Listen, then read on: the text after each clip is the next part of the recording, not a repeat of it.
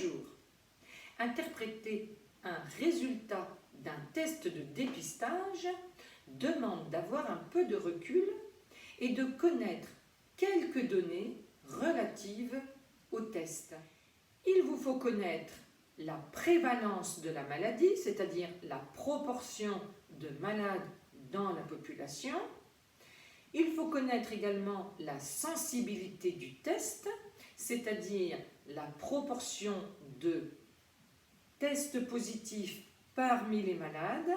Et enfin, il faut connaître la spécificité du test, c'est-à-dire la proportion de tests moins parmi les individus sains.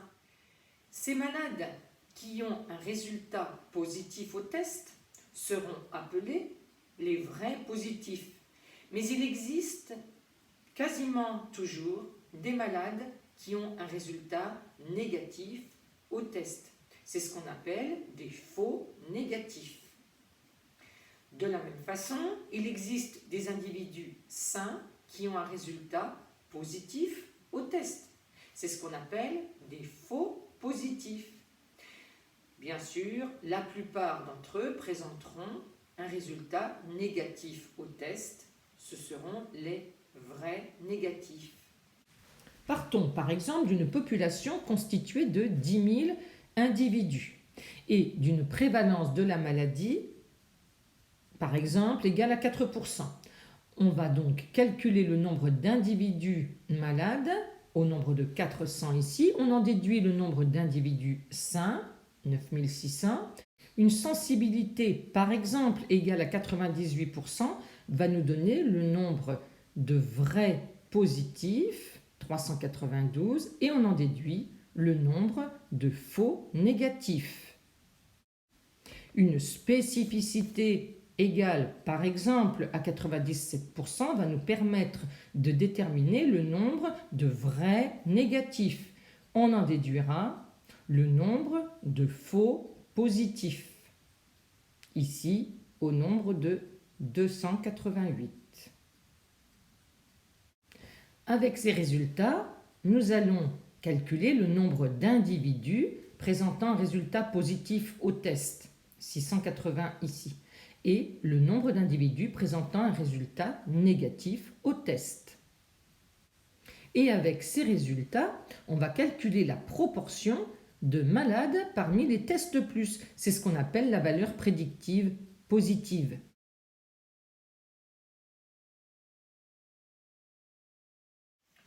Une valeur prédictive positive de 57,6%, qu'est-ce que cela signifie?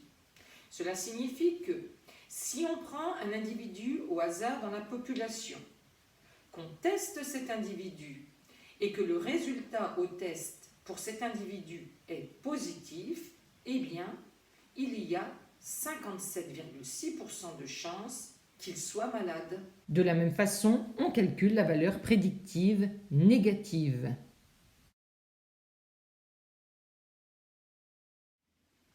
Comment interpréter cette valeur prédictive négative?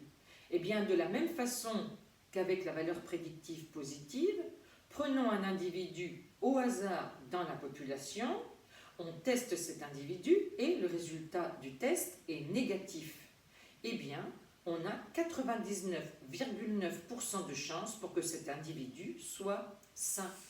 Je vous propose de voir comment, avec d'autres données, c'est-à-dire prévalence de la maladie, sensibilité et spécificité du test, les valeurs prédictives positives et négatives peuvent changer.